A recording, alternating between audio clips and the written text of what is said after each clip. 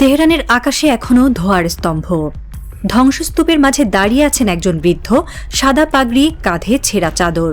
চোখে জল নেই, কিন্তু মুখে যেন আগুন। চারিদিকে বিস্ময় আর আতঙ্ক, আর তার মাঝেই ওই বৃদ্ধ পবিত্র কোরআনের একটি পাতায় আঙুল চালিয়ে মুখে ফিসফিস করে কি যেন পড়ছেন। তার আশেপাশে শিশুরা নিথর, মায়েরা স্তব্ধ। গোটা জাতি যেন অপেক্ষা করছে তাদের ইতিহাসের সবচেয়ে অপ্রত্যাশিত প্রতিক্রিয়ার জন্য। কারণ এবার পরিস্থিতি বদলে গেছে।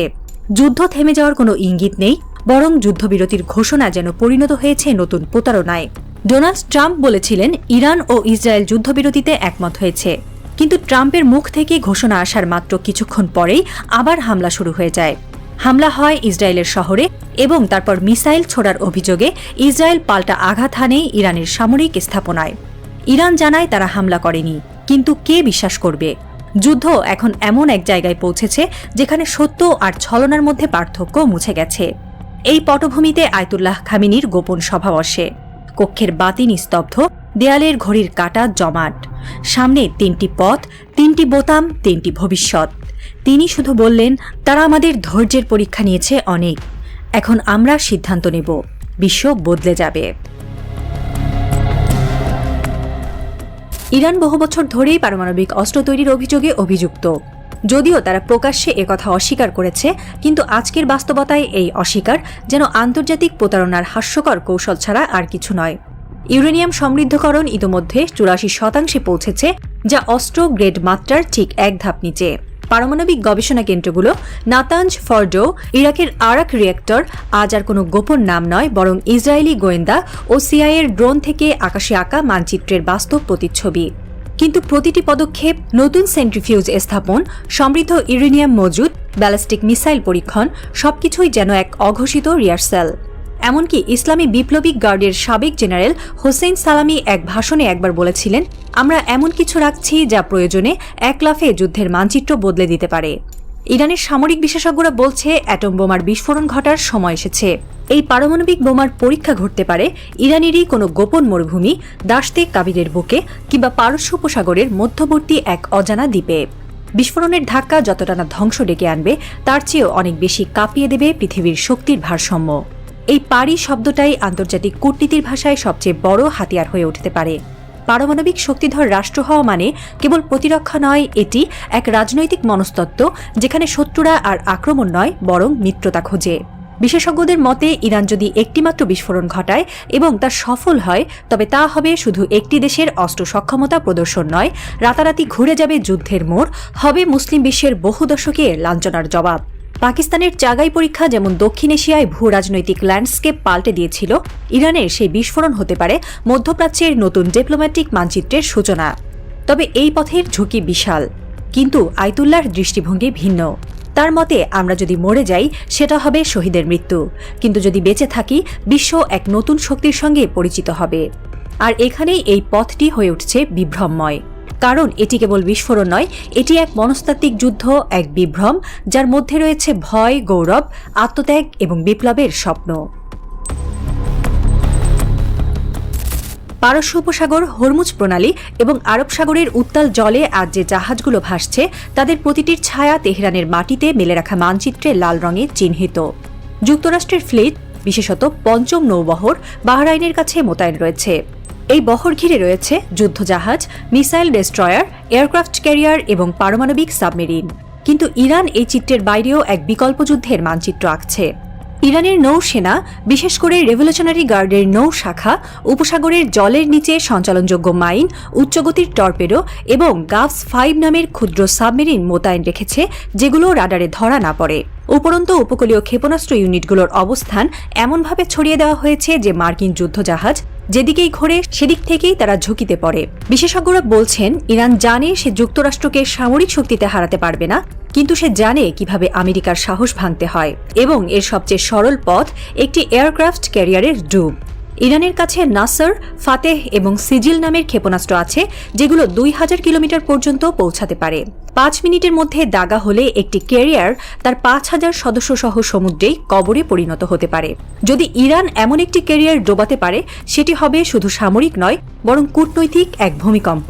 এটি আমেরিকার জনগণের মনে যুদ্ধের অনিচ্ছা ফিরিয়ে আনবে। ভিয়েতনাম, আফগানিস্তান, ইরাক এইসব দীর্ঘ যুদ্ধের ক্লান্তি নতুন করে জেগে উঠবে। আর যদি 2টি বা 3টি ক্যারিয়ার টার্গেট হয়, তাহলে মধ্যপ্রাচ্যে আমেরিকার প্রভাব চিরতরে শেষ হয়ে যাওয়ার সম্ভাবনা তৈরি হবে। ইরান এমন কৌশলেই বিশ্বাসী, ধ্বংস নয়, দৃষ্টান্ত তৈরি করা। তবে এটি শুধু সামরিক পথ নয়, এটি এক মানসিক যুদ্ধ। বিশ্বের সবচেয়ে আধুনিক নৌশক্তিকে যদি ইরান নতজানু করতে পারে, তবে এটি হবে তৃতীয় বিশ্বযুদ্ধের আগমনী বার্তা, আর ইরান হবে সেই যুদ্ধের নাট্যকার। তৃতীয় এবং সবচেয়ে কঠিন পথ, স্থলভিত্তিক মার্কিন ঘাঁটিগুলোর ওপর সরাসরি হামলা। এই পথ মানেই এক দীর্ঘ, রক্তাক্ত এবং অপ্রত্যাশিত যুদ্ধ। ইরাক, কুয়েত, কাতার এসব দেশে রয়েছে মার্কিন সেনা ঘাঁটি, এবং এসব জায়গায় আঘাত মানে শুধু আমেরিকার সঙ্গে যুদ্ধ নয়, বরং আরব মিত্রদের বিরুদ্ধেও যুদ্ধ। এরই মধ্যে ইরান এই অপশন বাজিয়ে দেখেছে কাতারের আমেরিকার ঘাঁটিতে হামলার মাধ্যমে। কাতার যদিও পাল্টা কিছু করেনি, কিন্তু ইরান জানে এই পথ একমাত্র পথ যেখানে তারা ভূখণ্ড দখল এবং স্থানীয় বিদ্রোহের সমন্বয়ে একটি দীর্ঘমেয়াদী যুদ্ধের আয়োজন করতে পারে। ইতোমধ্যেই হিজবুল্লাহ, হুথি, পিএমএফ, আল কুদস ফোর্স, এমনকি সিরিয়ার আলাউই সৈন্যদের সঙ্গে এক ধরনের কৌশলগত সামরিক ঐক্য গড়ে তোলা হয়েছে। বিশেষজ্ঞরা বলছেন, ইরান যদি একই সময়ে 4টি ফ্রন্ট থেকে আক্রমণ চালায়, ইরাক, সিরিয়া, ইয়েমেন এবং লেবানন, তবে মার্কিন প্রতিরক্ষা বিভ্রান্ত হয়ে পড়বে। আমাদের শত্রু ছায়ার মতো, তারা প্রতিদিন আমাদের চারপাশে ঘোরে, আর আমরা শুধু ভাবি কাল কার মৃত্যু। এমন একটা মন্তব্য করেছেন সৌদির এক সামরিক গোয়েন্দা কর্মকর্তা। এই পথকে বলা যেতে পারে গেরিলা যুদ্ধের আধুনিক সংস্করণ। তবে এখানে গেরিলারা আর পরিত্যক্ত ভাঙা রাইফেলধারী নয়, তারা ড্রোন চালিত, ক্ষেপণাস্ত্র বিশিষ্ট এবং স্যাটেলাইট নির্দেশিত সৈন্য। বিশ্ব এখন তাকিয়ে আছে ইরানের প্রতিক্রিয়ার দিকে। 3টি পথের মধ্যে সবচেয়ে বিতর্কিত কিন্তু সবচেয়ে সাহসী পথ হল একটি পরমাণু বিস্ফোরণ। এটি শুধু একটি প্রযুক্তিগত বা সামরিক পদক্ষেপ নয়, বরং এটি এক ঘোষণার নাম, আমরাও পারি এবং এখনই সময় তা দেখানোর। এই পথটি আন্তর্জাতিক সম্প্রদায়ের কাঁধে ঝড় তুলবে সন্দেহ নেই। নিষেধাজ্ঞার ঝড় উঠবে, পশ্চিমা মিডিয়া কাঁদবে, জাতিসংঘে তীব্র আপত্তি উঠবে। কিন্তু এরও ঊর্ধ্বে রয়েছে এক বাস্তবতা। ভূরাজনীতির ইতিহাস বলে শক্তিশালীরাই নিয়ম তৈরি করে, দুর্বলেরা নিয়ম মেনে চলে। ইরানের বিপ্লবী নেতৃত্ব ভালো করেই জানে, ভয় এবং সংবেদনশীলতা এই 2টি অস্ত্র কখনোই টিকে থাকতে দেয় না। বরং ইতিহাস বলে যে যত ভয় দেখাতে পেরেছে, কূটনীতিতে ততটাই সুবিধা পেয়েছে। স্মরণ করা যাক 1998 সালের চাগাই পার্বত্য বিস্ফোরণ।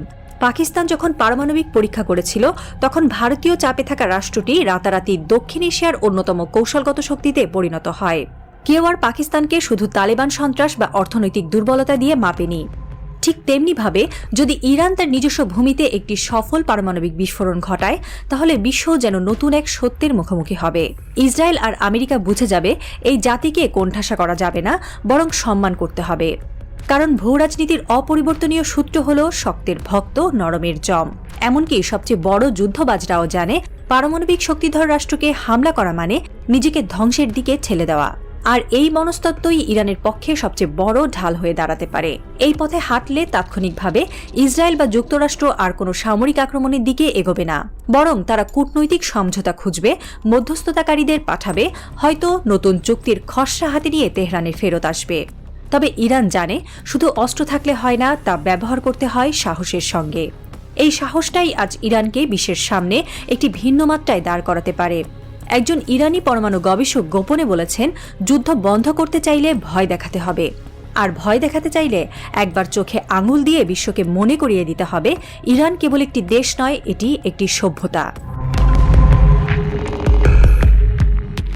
সিজফায়ার ভেঙে গেছে, কিন্তু কেউ ঘোষণা দেয়নি। শুধু ধোঁয়ার রেখা, বিস্ফোরণের শব্দ এবং নীরব কোর্ট চালাচালির মাধ্যমে যুদ্ধ এখন চলছে, যেন দুপক্ষই জানে এই যুদ্ধ ঘোষণা করলেই তারা হেরে যাবে। ইসরায়েলি এবং আমেরিকার গোয়েন্দা রিপোর্টে বলছে, খামেনি একটি অত্যাধুনিক বাংকারের ভেতর আছেন। রাত বাড়তেই সেই বাংকারে ঢুকে পড়ে ঘন অন্ধকার, চারপাশে শুধু মনিটরের আলো। একটি টেবিলের ওপর 3টি বোতাম, লাল, নীল, কালো। প্রতিটি বোতাম এক একটি পথের প্রতীক। পাশে দাঁড়িয়ে আয়াতুল্লাহ খামেনি। তিনি হাত বাড়ান, কিছু বললেন না। তার পাশে দাঁড়িয়ে থাকা এক বিজ্ঞানী চিৎকার করে বলে উঠলেন, সাইয়েদ, শেষ সিদ্ধান্ত আপনার। আয়াতুল্লাহ খামেনি চুপ করে বসেছিলেন, হঠাৎ দাঁড়ালেন, মুখে অদ্ভুত দৃঢ়তা। তিনি বললেন, পারস্য কখনো হারেনি। আমাদের শত্রুরা জানে না আমরা যখন নীরব থাকি সেটিই আমাদের সর্বশক্তির মুহূর্ত। তার চোখে তখন ইতিহাসের সব কালো অধ্যায় একত্র হয়েছে। কুরেশি বংশের পতন, ইয়াজিদের হত্যা, মঙ্গল হানাদার, ব্রিটিশ রাজনীতির কূটকৌশল সবকিছু ছাপিয়ে তিনি যেন দাঁড়িয়ে আছেন আরব সভ্যতার শেষ বাতিঘর হয়ে। একটি জাতি যদি তার ইজ্জত রক্ষা করার জন্য যুদ্ধ করে, তাহলে সে যুদ্ধ হয় না, তা হয় ইবাদত। খামেনি চুপ করে তাকিয়ে রইলেন বোতামের দিকে। তার চোখে তখন এক শতাব্দীর প্রতিশোধ জমা হয়ে গেছে। দেয়ালের ওপর তখনও বাজছে ঘড়ির টিকটিক শব্দ। 3টি পথ, নাকি এই 3টি পথের একটিও না বেছে ইরান কোনো চতুর্থ অজানা পথ বেছে নেবে?